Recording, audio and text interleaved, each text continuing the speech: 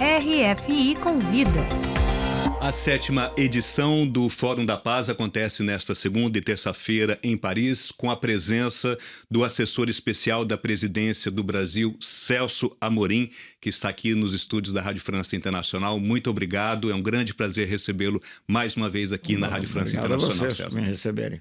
Na opinião do senhor, o tema da paz do Fórum da Paz este ano é na busca de uma ordem mundial que funcione. Isso leva a crer que a ordem mundial não está funcionando como deveria, certo? Na opinião do senhor, quais são os principais desafios para uma governança global mais eficaz e justa e o que esse Fórum da Paz pode contribuir? Olha, são muitos fatores e é muito difícil resumir isso em poucas palavras. Mas eu diria que o que seria necessário é uma ordem mundial representativa da realidade do mundo. Contra os isolamentos, contra a quebra de diálogo, é preciso respeitar uma variedade de posições ideológicas. Em suma, um mundo que seja multipolar e diverso. Um dos temas justamente em discussão nesse fórum vai ser o impacto das eleições americanas no mundo, né? E a gente sabe que o retorno de Donald Trump ao poder, aliás, ele venceu de uma maneira muito incontestável, não é? Vai trazer de volta, então, à Casa Branca uma agenda que será marcada, segundo o que ele disse na campanha dele, por um protecionismo na economia, um recuo nas pautas relacionadas ao combate ao meio ambiente, um novo redesenho da geopolítica mundial. Então, na opinião do senhor, Celso Amorim, como deve ser, então, o futuro das relações dos Estados Unidos a partir de janeiro com Donald Trump, com o mundo e particularmente com o Brasil? Eu acho que a própria incontestabilidade, digamos, da vitória vai deixar o presidente Trump mais tranquilo em relação a muitos pontos. Claro, não vou fazer um julgamento sobre o presidente dos Estados Unidos, mas eu acho que existe nele uma certa dose de pragmatismo. Quer dizer, existe muita colocação que você poderia dizer que é muito, sei lá, ideológica, como, por exemplo, a ideia do protecionismo, mas eu acho que talvez, com o tempo, ele tenha chegado à conclusão de que para que os Estados Unidos, a América, seja grande, é preciso que o mundo todo cresça, né? Não é tirando um pouco dos outros. Então eu tenho a esperança de que vai ser um diálogo positivo, porque eu leio sobretudo, em geral nos republicanos, mas especialmente no Trump, nós tivemos excelentes relações pessoais com Biden e com os democratas, mas eu vejo, digamos, um certo pragmatismo que pode soar até como egoísmo na primeira vista, mas que na prática pode resultar num certo equilíbrio mundial. Mas com relação a pautas ambientais, por exemplo, né, que diverge completamente, né, de vários países, inclusive o Brasil? Olha, eu acho que às vezes as colocações, tanto para o bem quanto para o mal, as colocações prévias são mais fortes do que a realidade.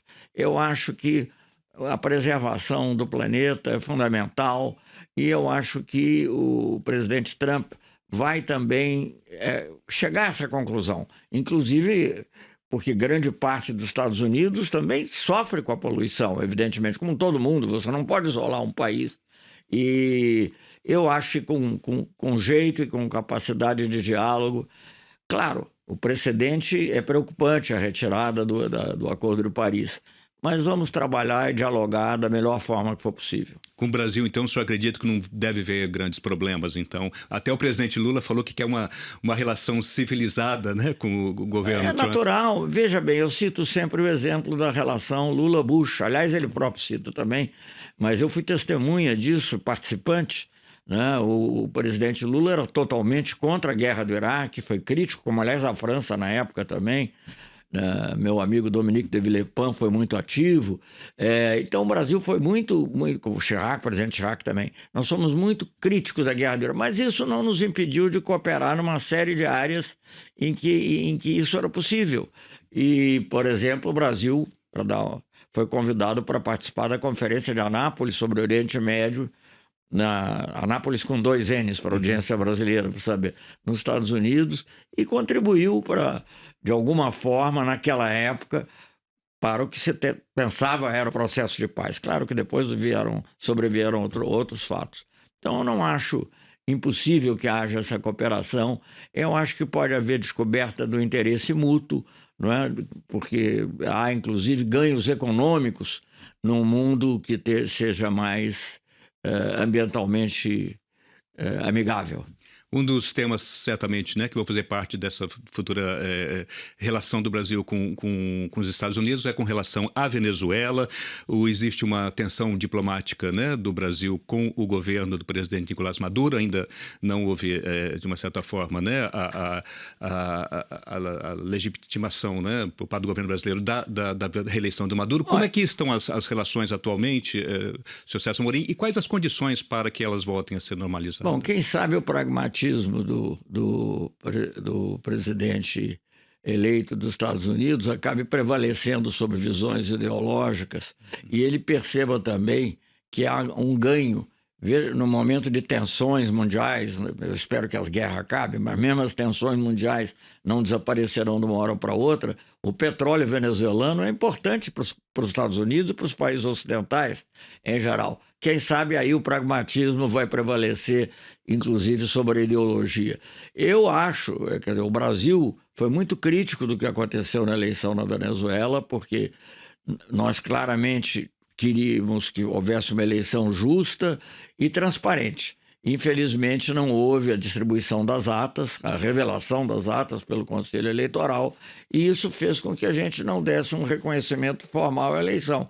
Mas o Brasil vai ter uma relação de Estado a Estado, ele é vizinho Venezuela é vizinha do Brasil, vamos ter uma relação, talvez não seja de beijos e abraços, mas será uma relação de interesse mútuo.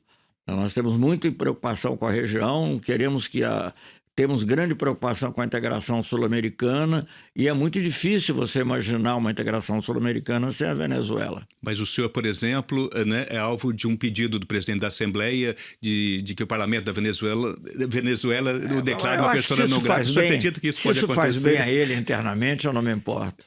O senhor não teria já uma resposta preparada para que caso isso aconteça? Acho que não. Eu acho que essas coisas são feitas na emoção e são feitas, às vezes, internamente, em função de... Não vou entrar numa análise profunda, porque não acho que caiba, mas eu, sinceramente, não tomo isso pessoalmente e acho que, se não for eu, vai ir a outra pessoa. Em algum momento nós temos embaixadora lá, muito boa embaixadora, aliás, muito competente, enfrentando uma situação difícil, mas eu acho que o interesse mútuo acabará prevalecendo, né? Nós não queremos, obviamente, que haja uma migração imensa, como está havendo para o Brasil e para outros países, nem eles vão querer perder essa força de trabalho, perder essa densidade de país. Eu acho que o Brasil é um país que pode ajudar a Venezuela.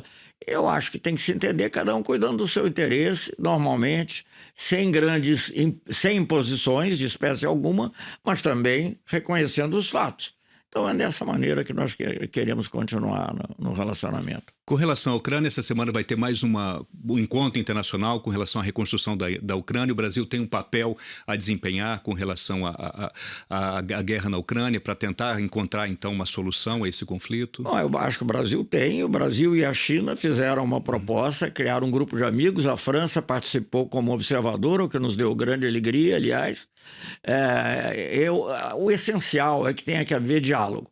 Não existe possibilidade de paz pela força. Não haverá. Nem os países ocidentais estariam dispostos a usar de toda a força que seria necessária. Então vamos ser práticos, vamos ver qual é a solução possível dentro da disposição de cada um de colocar recursos e mesmo o uso da força e os riscos que envolvem o uso da força nessa situação. Então a ideia China e Brasil não é uma proposta precisa, tem que fazer isso com o território, mas é, digamos, um caminho. E o essencial desse caminho é que haja diálogo entre a Ucrânia e a Rússia.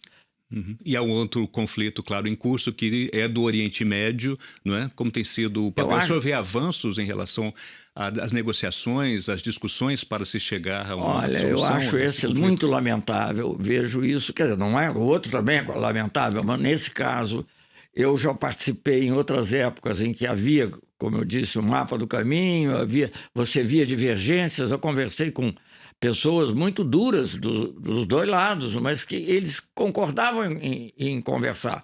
No caso de Israel, por exemplo, eu tive com Sharon, que justamente havia retirado os assentamentos de Gaza. E tive com Olmert, que talvez fosse aquele que esteve mais perto, eu acho, de uma posição realmente negociável. Eu acho que existe hoje uma mistura de questões verdadeiramente ideológicas, no pior sentido da palavra, com questões...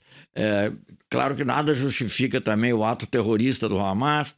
Então, estamos numa situação extremamente delicada. Mas só pode haver paz se houver o reconhecimento que tanto os israelenses quanto os palestinos têm direito a ter sua terra com segurança, em estados viáveis e se relacionando normalmente. É isso que nós gostaríamos de ajudar a fazer. Mas confesso que acho, no momento, ainda difícil. Só para encerrarmos a entrevista, estamos a uma semana da realização do G20 no Rio de Janeiro. Qual a expectativa do senhor, do governo brasileiro, em relação a esse encontro das 20 maiores economias do mundo? Há muita expectativa em relação às discussões e avanços para uma nova governança global, que é um dos temas, além também da uma aliança mundial contra a fome. Qual a expectativa do senhor para esse encontro? Você já mencionou os temas principais. Eu acho que o Brasil colocou um grande esforço nisso. Foram 130 reuniões ministeriais, ministro da Economia, Relações Exteriores, Meio Ambiente, tudo mais. Eu acho que a questão, evidentemente, que está embutida na questão da sustentabilidade, que é a transição energética também é muito importante. A taxação dos super ricos é algo importante dentro da discussão da igualdade no mundo. E a questão da nova governança, de uma nova governança mundial que reflita a realidade de hoje, não é? Que reflita... Você não pode... Você imagina, você está aqui na Europa, você pode imaginar que no início do século XX a Europa fosse governada pelo Congresso de Viena? Então é a mesma coisa, nós não podemos mais, temos que atualizar, ter uma representação adequada dos países em desenvolvimento. O Brasil certamente é um deles, mas a Índia... Bom, a China já nem falar, porque... Então, eu acho que nós queremos, por exemplo, você não perguntou, mas eu vou dizer, uma vez um amigo meu, ocidental, digamos assim, ex-ministro, me perguntou por que vocês dão tanta força aos BRICS? Eu disse, para fortalecer o G20, porque senão vocês voltam para o G7 e passam a tratar todos os outros como se fossem cidadãos de segunda categoria. No caso, então, já que o senhor mencionou os BRICS, qual o senhor entende que deve ser o caminho, o avanço, o futuro dos BRICS? Olha, eu acho que a primeira, essa expansão que houve há mais tempo foi boa. Eu acho que nós temos que ir agora devagar, porque eu não acho que também o BRICS não é para ser um movimento não alinhado, nem o G77 da ONU. Eu acho que o BRICS tem que ter... É bom que tenha uma variedade de representantes, mas é bom também que tenha uma certa coesão. Então... é por aí. E é a existência dos BRICS que faz com que os países ricos valorizem o G20.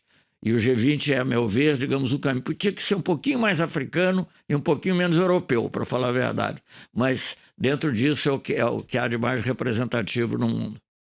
Muito obrigado, então, Celso Amorim, assessor especial da Presidência da República do Brasil, pela entrevista à Rádio França Internacional. Foi um grande prazer conversar com o senhor. Obrigado.